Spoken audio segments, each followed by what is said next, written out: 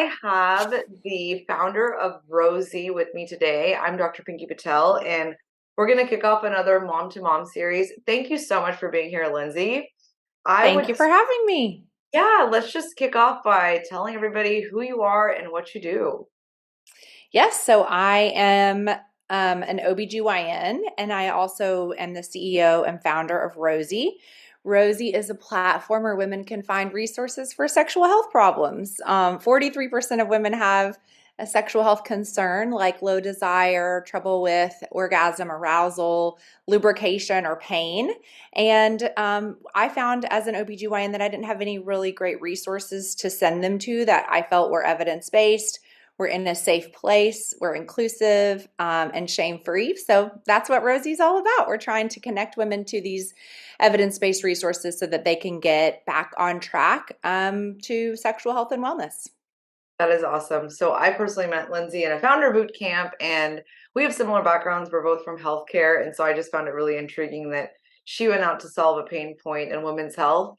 Similarly, like I am in a different space, but you're also a mother, right? So tell us about your family and also how you went from OBGYN to now obviously a mother, but a founder to Rosy. Yeah. So I have three kids. They are ages 7, 9, and 12. And they keep things interesting for sure. I always knew that I wanted to be a mom. Apparently, I don't really remember this, but apparently on my first date with my husband, I was like, just so you know, I want babies, like lots of them. And so he was like not scared off. And so stuck around. He has a big family too. He's one of 6 kids.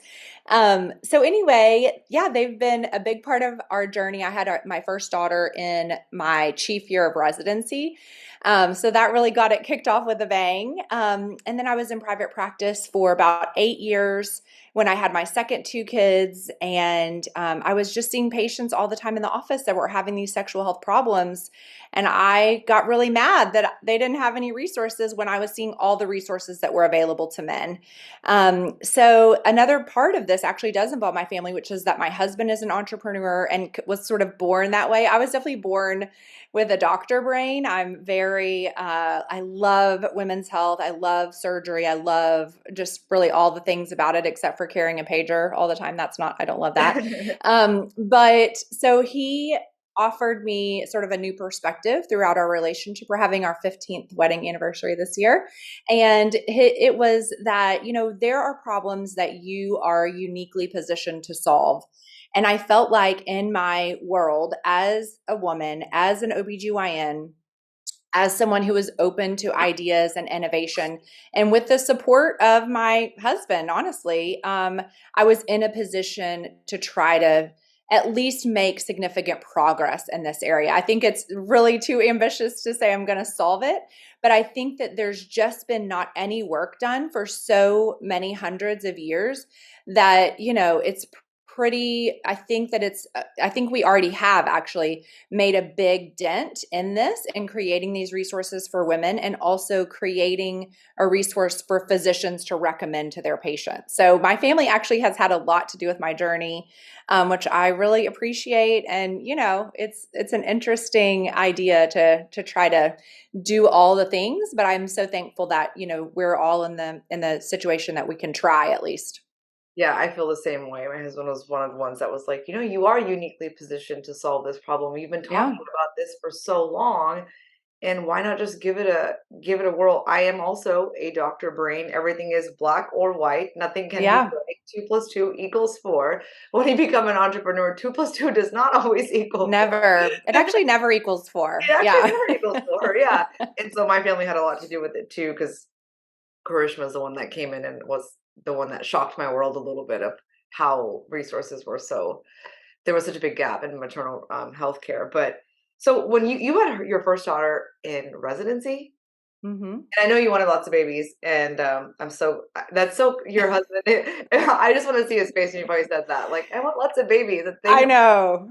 Brave okay. soul, brave soul. He wanted a lot of kids too, though. So But yeah, he comes from a really big family, so that yeah, makes sense. he actually wanted 4 kids, and we stopped at 3 after we had the third because we both kind of learned what it really means to have 3 kids. So we Yeah, we compromised. yeah, kudos to you. I think we're done with 2. Yeah, it's a lot. Yeah. So you had her in residency. How was your postpartum experience? You're an OBGYN. You probably knew it, Yeah. right? More than the average population. I don't think, I mean, I guess I did. I only have my perspective, so it's really hard to say. But I would say that I was, I was as prepared as a new mom could be, right? As an OBGYN, but it was still a very emotional and hard experience for me. And I had 6 weeks off of residency, so that was my maternity leave. And yeah, still even then, like the I would say the women's health sort of training is still not very women friendly. It's just been in the last 30, 20, maybe 25 years that women are now more prominent as OBGYNs, and meaning most of us still were trained by mainly men, right? And so there's a lot that's still going on that doesn't make a lot of sense, like 6 weeks maternity leave. And even when you're in private practice, which I was for my second too, if you're not at work, there is no such thing as maternity leave. Like I was self employed, you know what I mean? So if I didn't go to work, I wasn't getting paid, but I also had overhead for the practice still that was due. And so you're actually losing money every week you choose not to go to work. And she would hate for me to call her my older partner, my like beloved mentor partner, took 4 weeks for maternity leave and also worked her entire breast cancer diagnosis and treatment. And so there's a lot of like hustle, That's hustle, wild. hustle. And actually, this is something I've been like trying to rewire in my brain because I went straight from, being an OBGYN, which is constant hustle, to being an entrepreneur, which there's not really a lot of difference.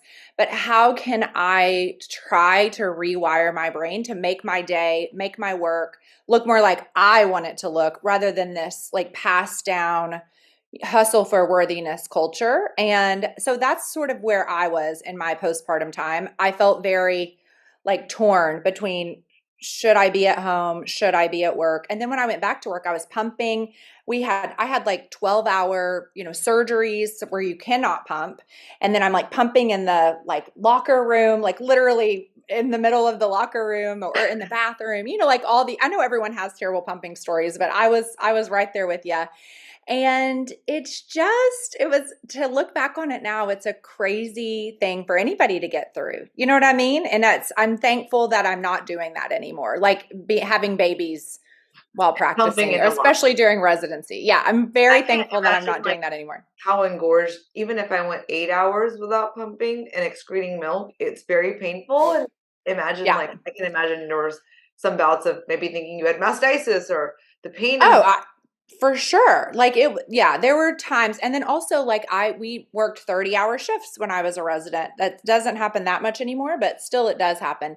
And so I would leave like my daughter at daycare at 6 a.m. and then go work a 30-hour shift. My husband, of course, would go and grab her, but I wouldn't see her until the next day.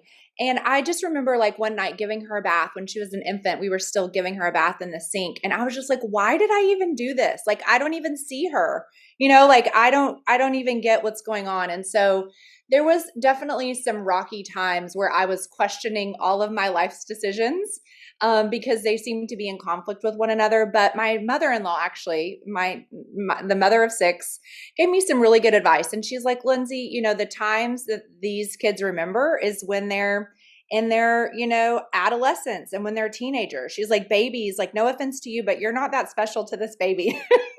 And I was like, okay, like, honestly, that gave me such a good perspective, which is like, I will be there when it counts. Like, let me make it happen. These are hard times. But we're going to get through them, and I really value all of her advice. I still ask her for advice like very regularly because she's just amazing. I think that we have to stop recreating the wheel and lean into people who have been through this. So Yeah. I need to just I was doing a series recently and a mom said the same thing. She was like, I just feel so much better when I talk to someone who's done this before. And I don't know why I didn't do that before because it really Yeah. is sound advice. But I think you mentioned something really interesting there where you're like, "Why did I do this? I don't even see this baby, but I made her and I want to be around her." Yeah. It's not even really for the baby. It's actually for yourself It's for sometimes. us. 100%. Yeah. Like I think that being a new mom for me, I can remember this so like specifically was the first I felt so I would say the most vulnerable I have ever felt after I had that baby because I was like, "Oh my God, it feels as if someone has literally taken my heart and put it in another person and now she's separate than me and there's so much of that that I can't control." Do you know what I mean? And Oh, that and you know level, how hard it is when you're an OCD, like, doctor oh, brain, healthcare brain is very like, "This is mine," and right. I can't control, like, who's giving her milk, what she's eating, what she's Right. reading, what is her literacy looking like, I was, like, I was very a very controlling mother of in that nature as well, and so it was really hard for me to digest, so I didn't really care if she didn't remember if I was there. Right. I Yeah. wanted to have those 7,000 pictures from month 1. Like, where Right. 100%. and I think I felt Absolutely. robbed. I felt robbed because I was like, "Wait a minute, like, I worked my entire life to build this career, to have this financial freedom, and help people," right? Like, we go into Yeah. these questions because we really liked science. I like to believe that. Um, Yeah. and then I was like, "Wait, but I made this baby, and now because of, like, the way everything's set up and my career, I can't really spend the time that I want with her," and I felt Right. really torn at that moment. Same. Same. I mean, and there are times I definitely have a much better, like, I don't hate to use the word balance, but like division of, my time now than I used to. And I'm in much more ding, ding, ding control than I used to be, which is like huge for me. So I feel like I'm in a place now where it all makes sense. But yeah, there were a lot of years there where it wasn't making any sense at all and everything was in question, you know? And also your hormones are not what they used to Oh, be and are just everything is a roller coaster. yeah, like you want to be back with that baby, and I think that's for good reason. Like I think that that's, evolutionarily designed that way. But it's with the today's, context, it does make it pretty difficult. And you did say that a lot of it doesn't make sense at the beginning of this conversation where you were like, "When I be like, when I had her," you said you didn't have that much time off, and it just doesn't make Yeah. sense, and there's just and I think we still question that in 2023. Absolutely. Yeah, and I think I think that one of the underlying problems is that the physicians that are birthing our babies are not supported during their pregnancy and maternity leave. And so and this happens to us during training too, is it's sort of passed down. It's like, "Hey, this is what I did. It made it work. Like get on board." Do you know what I mean? And it makes us lack some compassion, which I think that we all wish that we had, but since we didn't, we're sort of I don't and I'm not trying to say that everyone's like this, but I think this is sort of maybe the mindset of the It's been entity, you passed know? down, like Exactly. It's it's been like passed down. And generational in a sense. it is. And what has happened is because, and this, I think about this all the time. The way that OBGYN is right now cannot stand because this was passed down to us from, I love men. I'm married to one. I have a son. Like, I'm not a man hater, but it was passed down by men who were OBGYNs and their wives who stayed at home took care of everything. They had the babies, they got the kids to school. You hear about like that type of support all the time. Well, most of us don't have that like parallel person who are women in medicine or in pharmacy or whatever. And so we have the labor of trying to make both things work. So when our pager goes off and we're at a, basketball game or it's the middle of the night but your kid is sick, like there's not that other person that like Right, there would have been in a like 1950s relationship. right. And so I think we have to like evolve the expectations of our providers with the evolving sort of expectations of society. And I don't know how that works from a patient's perspective because you want your doctor to be there for delivery. But I think we just have to get to the point where we understand like these people are people and they're moms and they have their own lives. And, we've just got to protect that if we want that protected for ourselves as well. So there has to be kind of a societal shift to make this work for everybody. Otherwise, it's not working for anyone right now. And you bring a good point because I wanted my OB to be at my Yeah, delivery too, right? It's like same. I did too. that's what you want, but it's also I see so many healthcare professionals getting burnt out, especially female Oh, ones. like literally, I think most like the vast majority Well, are the burnt out, pandemic especially really after did COVID. everybody over. Exactly. Everyone's like, I'm so done. So yeah, I And we think need it's more a big women as problem. OBGYN, so obviously that shift has to happen. But Yeah. so your first experience with your firstborn, obviously things got better because then you had two more. And Two so more. after Yeah. that, I felt like with mine at least, it didn't get. I always say you don't know what kind of baby you're gonna get. They just fall from the sky, and one of them might be a good sleeper, a good Yeah. eater. I don't know, but I feel like in a way I knew what to expect, and so it was a little bit easier. But I had other challenges. Like, did you have any of that with either of your other children in your postpartum? Yeah.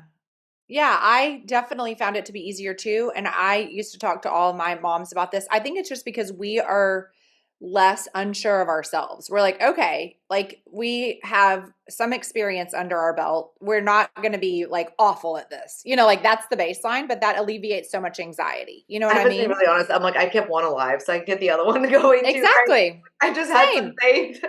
Yes, yeah. And so I think that that's a huge piece of it for sure. And then the other thing is, I think you can anticipate a little bit more the second or third or however many times around what you might need for help. With the first one, I was very like, my baby. Like, do nobody, I need no help. She's mine. And then with the second one, I was like, oh, please come and help me. I need Take her. all the help I can get. Yes. And so I became a little bit more open to outside help. And yeah, I really everything with the second and third were literally so much better, except for with the third, I did have so much trouble with mastitis. I just had so much milk and it was just over and over a recurring problem. And not only that, but he's like a very aggressive boy and he would just like clock me in the face when I was nursing him and I would get I'm like, why are you hitting me? I'm feeding you, And Mine he did would the just same like, thing. yeah, My daughter so never like rude. just kind of would like knock me out. No, And I'm like, this is already a very painful, like in the beginning, I always had pain exactly. for 4 weeks. And I was like, why would you just knock me out? And then he just was a squirmer. He'd even kick me. Like, he'd kick Yeah. the other breath.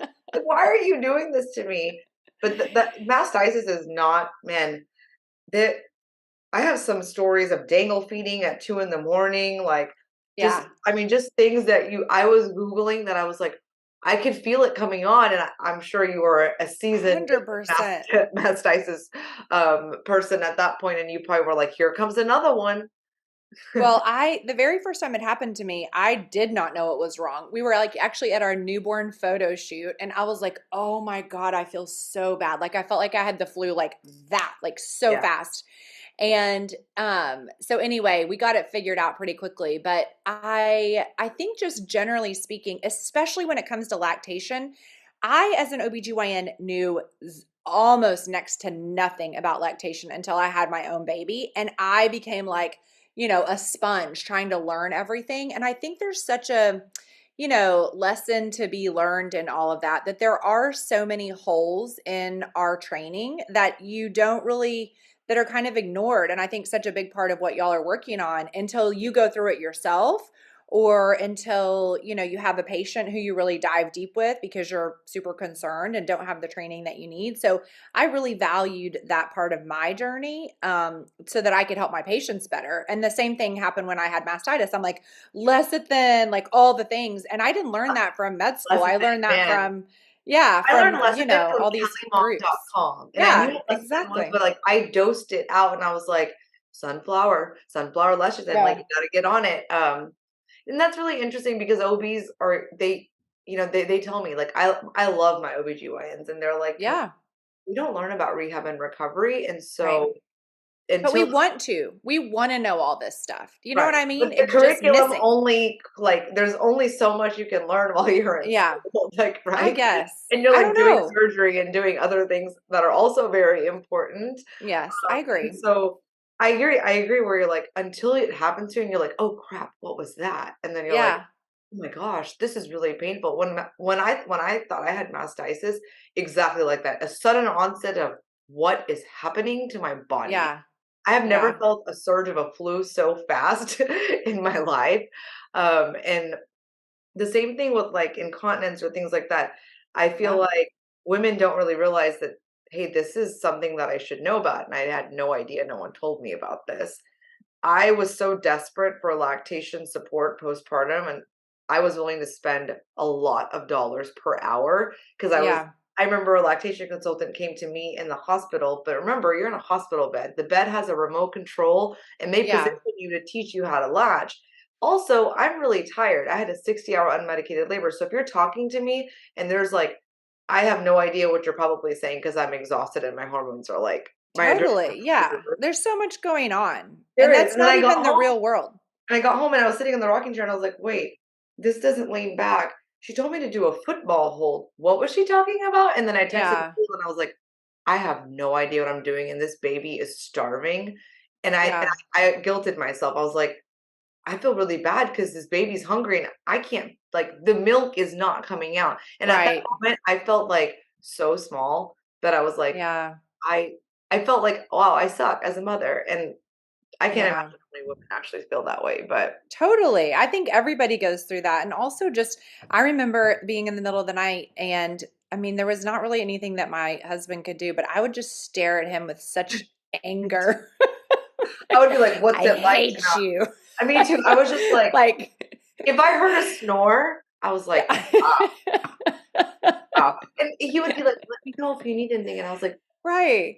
"Can't really. Why wake him up? Because he can't do It's anything." nothing you can do. It's just so just jarring at the like amount that you have to do and the little that they have to do. And you're just like, oh, okay, well, this is really Because awful, even you if you, know? I always find moms, I'm like, listen, if you want to give your baby your milk, and even if your baby sleeps through the night the first time, you still have to wake You're up still and pumping. eliminate the milk. Exactly. Unless you Yes. wanna wake up in your own milk or you wanna have mastitis, Right. and that's the hard truth that I have to tell my moms. Yeah. It's a lot. It is It a lot for it is a sure. lot. So I do wanna talk a little bit about when you started Rosy. Like, Yeah. because you became an OB-GYN, you had your first baby, and then you had 2 other babies. So where were you, like, that point where you leave the stability and everything you know and everything you've ever learned, and then you go off and even if your husband and our husbands tell us, like, "You got this, I think you're the person," there's always like, "Let's rip the Band-Aid." When did that happen? And was that after your 3rd baby? And what was that transition like? Yes, it was after my third baby. I'm trying to think. This was like I started kind of thinking about all of these ideas in 2018. So that means he was three.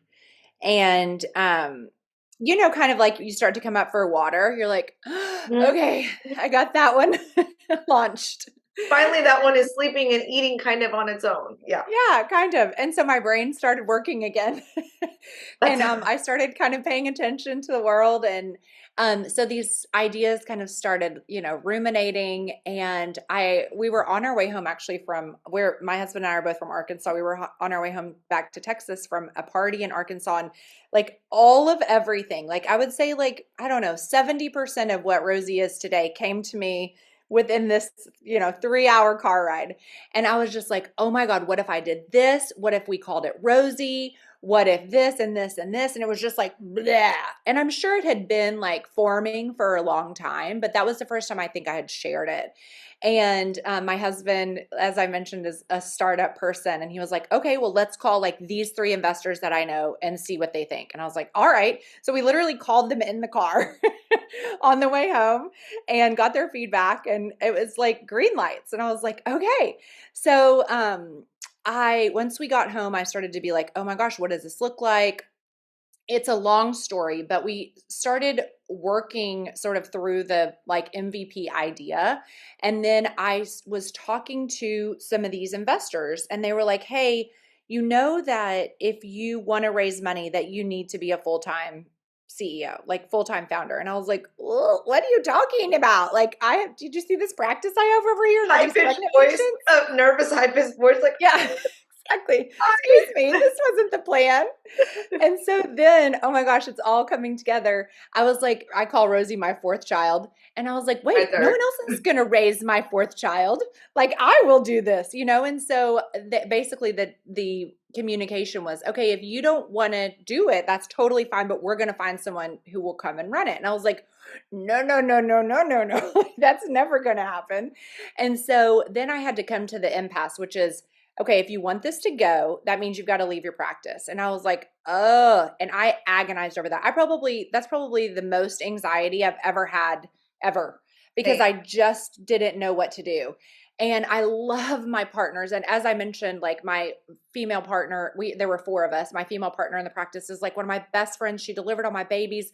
This was the practice, like the ultimate practice I wanted to join as a resident. I mean, it was like, The I dream just felt as like a, I as was, your yeah, as an obesity. Yeah. yes. I felt like I was just walking away from so much and so much goodness. Like it wasn't like this is bad and this is good. It was like, they're both like such amazing opportunities, but I just felt like this was what I needed to do. So told my partners, ended up telling my patients about 2 months later, and I gave them like a 6 month window because obviously I had pregnant patients. Like some of them I needed to get delivered, some of them needed to transfer care.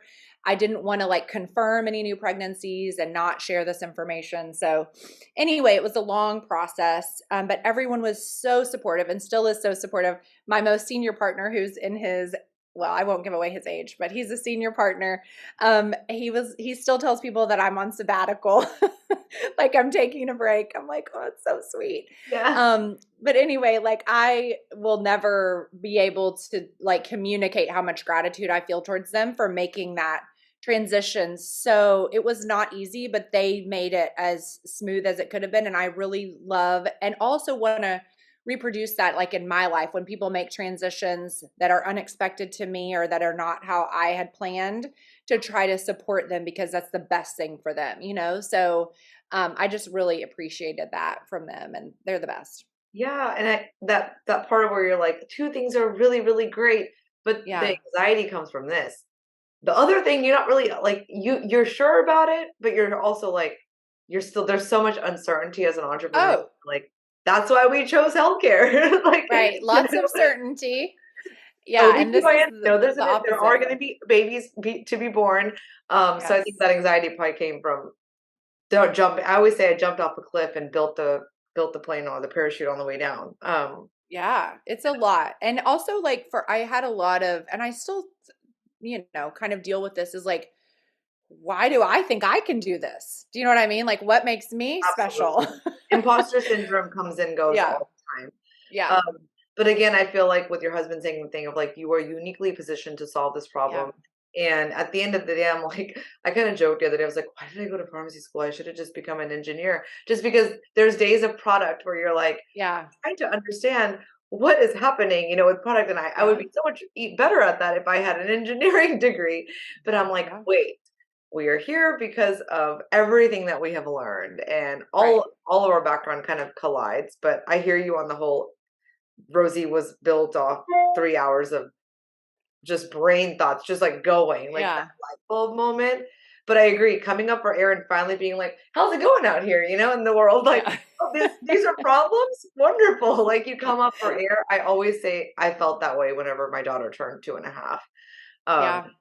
like I was in a twilight zone, essentially. Yeah. You're just making it through. I mean, Survival. yeah. And then I think I don't even I had your youngest is a 7-year-old, right? So Yeah. my youngest he was 4 months when COVID happened. So that's when it was like I Oh, can't yeah. all the moms that went through COVID and postpartum and babies. It's a whole who knows what's Yes. A whole other thing a whole other for thing. sure. So with Rosie, like when I first met you at our founder boot camp that we had done together, I just found it really cool that you were serving this population. I feel like, we talk about, hey, people don't talk about mental health or they don't talk about peeing on themselves as much. But when we talk about sexual wellness and like talking about things that whenever you say you're uniquely positioned to solve this because you were the OBGYN, you were hearing like the the parts that we don't really want to share with the world, right? You tell your Sure. family that. And so going off the limb and being like, I'm gonna do this and I'm gonna solve for this. Like, how has that been going? What is if I'm a mother or if like let's say I'm a few months postpartum, or even if I'm just a mother that's pregnant, how does your platform serve women? Like if I were to recommend Yeah. tomorrow. Yeah. Yeah. So the way that we have built Rosie, because okay, so this is one of my favorite quotes that one of my sex therapist, not my sex therapist, but one of my favorite sex therapists Yeah, says, yeah, gotcha. she says that everyone's sexuality is as unique as their fingerprint, right? And so that's really how we've tried to design the product, which is to say, okay, like what life stage are you in? Maybe you're young and you're just learning about sex and pleasure, or maybe you're, having trouble getting pregnant, or maybe you are pregnant or postpartum, or you have breast cancer, or you're menopausal. Like there's so many iterations of where we could be in our reproductive life cycle. And then we also overlay those sort of pathways with religious contexts, which are so important in the messaging that we receive about sex, with partnership status and communication tools.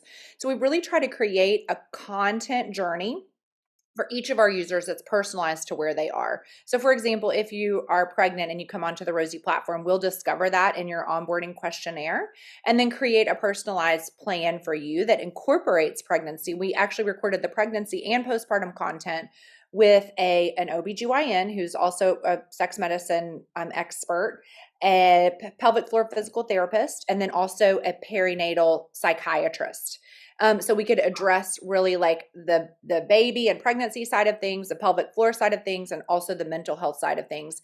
And so there are different modules in each of the pregnancy and postpartum pathways to really try to speak directly to women, just like the women that you serve, and say, hey, like we hear you, we get it, and here's how we want to support you in a multidisciplinary way.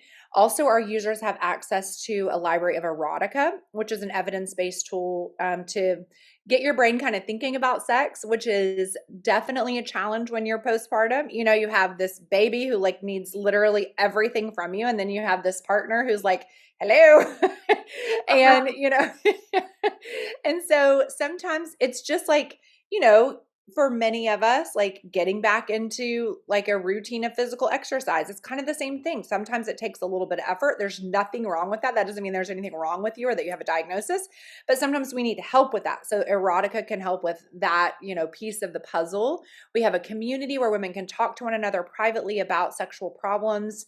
And then also we have coaching, both in the group and individual format, so that if people are like, I really want to talk to somebody about this, I don't really know who to go to, I'd love to have access to an expert, that's what those people are, and who they represent. So for me, it's really about creating that magic moment for someone where we're erasing the shame that they might be feeling, the isolation that they might be feeling. The fact that we don't talk about this stuff makes each of us feel like it's only our problem and we're especially broken. But the fact is like nearly half of women have something going on. So it's really common, and it doesn't mean anything bad. Like you're bad, your partner's bad, your relationship's bad. Like it doesn't mean any of that. And so I think if we can just create those moments and those conversations, then we can alleviate so much of the unnecessary, like layering of emotion that sits on top of these sexual questions and sometimes problems. And that can allow us to get to where we need to be faster. So that's hopefully that's what people find when they come to Rosy. That's That's the goal. that's incredible. When you talk about the piece of like, it's not just me, I'm not broken.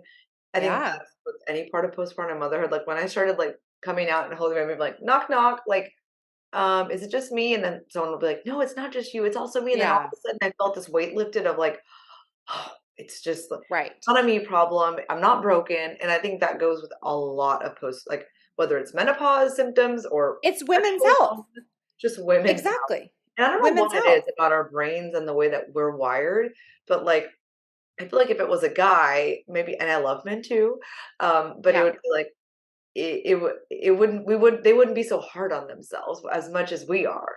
Because I feel Right. Well, I totally agree with you. And I think that when something is not working with them or with their body, they're automatically conditioned that it's number one, external to them. Like it's not about them, it's like external never to them. about them.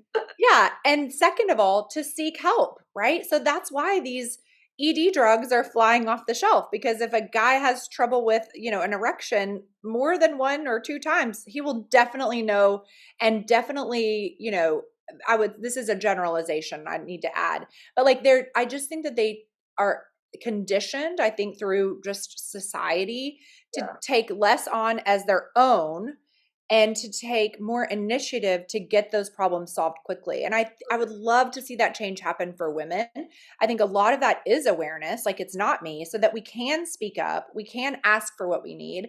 And there's a lot of this overlaid into just sex and pleasure generally, as women, we aren't raised to ask for what we need. We're raised to sort of act in a way about sex that maybe is or maybe isn't true to actually how we're feeling.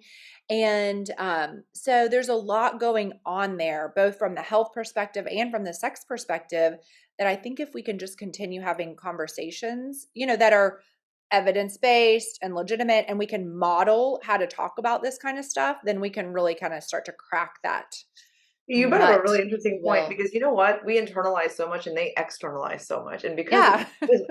we internalize so much because we're like, I can do this. Well, of course I Yeah. can do this. I It's don't need fine. any help. We have we have a little bit more grit sometimes, which is why there are so many more solutions out there for men, because they've been vocal about Yeah. their problems. And we've just, I think for so long, like my mom just sucked it up. And so like Totally. That we all and do. We and all so do. it's like, well, then I'll just suck it up too because she Right. did it. And so in a way, and she's an immigrant from India, like she came 30 years ago, and it was just like, and it really hit me when I had my daughter. I was like, how in the world did she do Yeah. this? Like, Right. but it's like, but she just did it. And so it's like, I feel like the problem sometimes is because we internalize so much and we try to take on so much, which is also something I learned in entrepreneurship. It's like in the beginning, I was like, wait, you have to learn to delegate. You have to learn to speak about Yeah. some of these issues. But I think you brought a really good point. But I think what Rosie is doing again is this is just the beginning. Like you're destigmatizing the conversation about like pleasure and sexual Yeah. awareness, and the coaching aspect is really interesting to me because access to healthcare is there's a lot of friction in the US, Sure. whether even getting into your OBGYN. Like there are Yeah. women that are multiple months pregnant, and they're like, my next appointment available is this. So imagine Right. if you were having a heck, even to get into a therapist, there's a wait list. Oh, it's worse. Yeah. So worse, right? And so when you're saying that like there's a woman that's experiencing X, Y, and Z, but it's not such a time sensitive problem, I guess, as much as like I have to get in to get this antibiotic, but it is a problem. So to It see somebody, is. to even like say something to your OB after let's say you go in for a pap smear and then you just bring up something, but like it took maybe 6 months to get there. I love that you're having accessibility for women on a platform to talk about something, and it doesn't have to be like you don't have to even go in to see a physician for something. Right. So not everything requires one-on-one care in an office. Maybe it's just you Sure. talk to somebody about something you want to seek Right. advice on.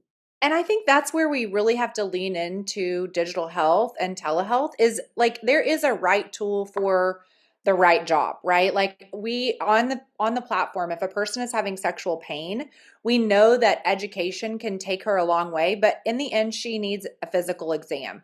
And we're very clear about that. And that doesn't mean that digital health sucks or there's no place for it. It means like we can take tons of time off of these physicians' backs in terms of education, in terms of daily support, in terms of behavior change. And I think there's such a unique place for that with digital health that's never been explored before. And and what results from that are these poor healthcare outcomes where you go to your doctor, they give you like a, 5-minute spiel, and then you're like on your own to figure it out. And I think that's really where companies like yours and mine can make a difference, because we're not trying to replace anyone. We're trying to augment the experience to make it better for everyone and to improve healthcare outcomes. So I think that it's a really, wonderful way to use digital health, and something I hope to see more and more of, especially to improve those healthcare outcomes for women, particularly. I agree. And the part about empowering and educating, I feel like that takes women a lot further, not Dr. Google, not WebMD, Right. because those rabbit holes, even I have been down because 3 a.m. don't know why I'm Yeah. having mastitis and don't know it's called mastitis. I feel like now we have the opportunity to utilize digital health for our benefit to improve health outcomes without replacing healthcare professionals, Right. but That will never happen, and making that their should jobs a never little bit happen. easier, right? Because it's like Exactly. you can monitor these behavior changes, empower and educate from a place of evidence-based care, Right. not just because if you open the internet right now, I love social media. I use it myself. I also feel like, you know, it can do some harm. There's so much out there that's not valid rooted in science, and there's a lot out 100%. there that teaches you. There's a lot of healthcare professionals that they're teaching, but it's not vetted. And It's so not vetted.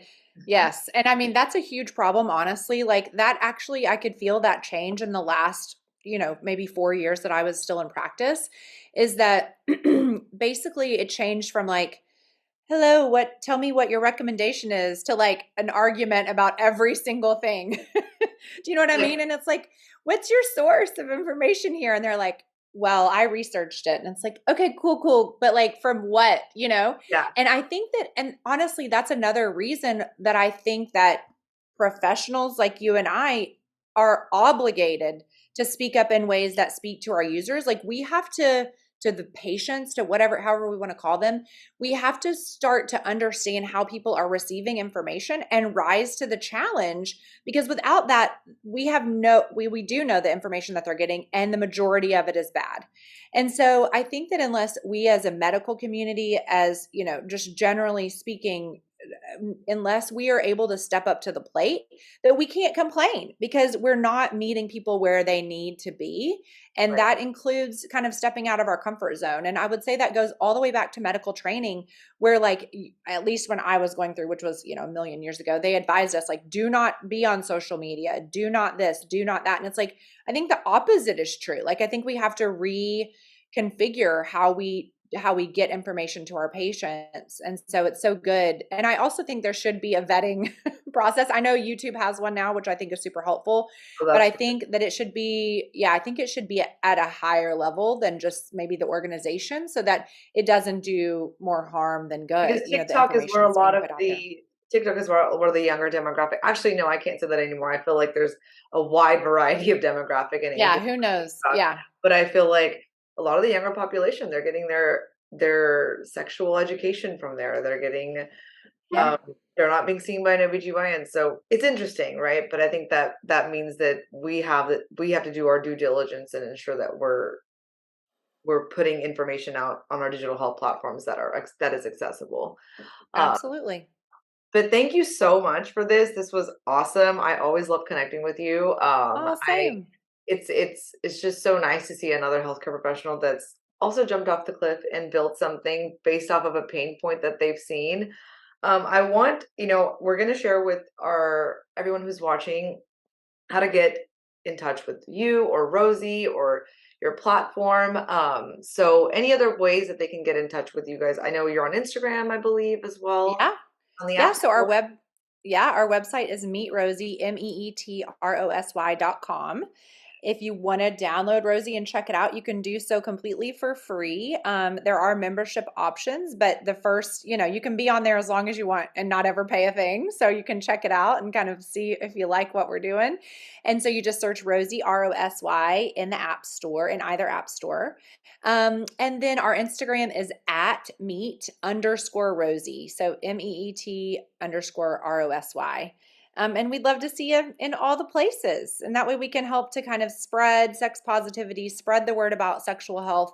And I firmly believe that, through conversations like this and platforms like that, that we're going to be able to, continue to carry the ball forward, so it can be different for us, hopefully, and especially our children. Yes, awesome. Well, thank you so much. It was lovely to have you. Thanks for having me. So fun. Have a great day. You too.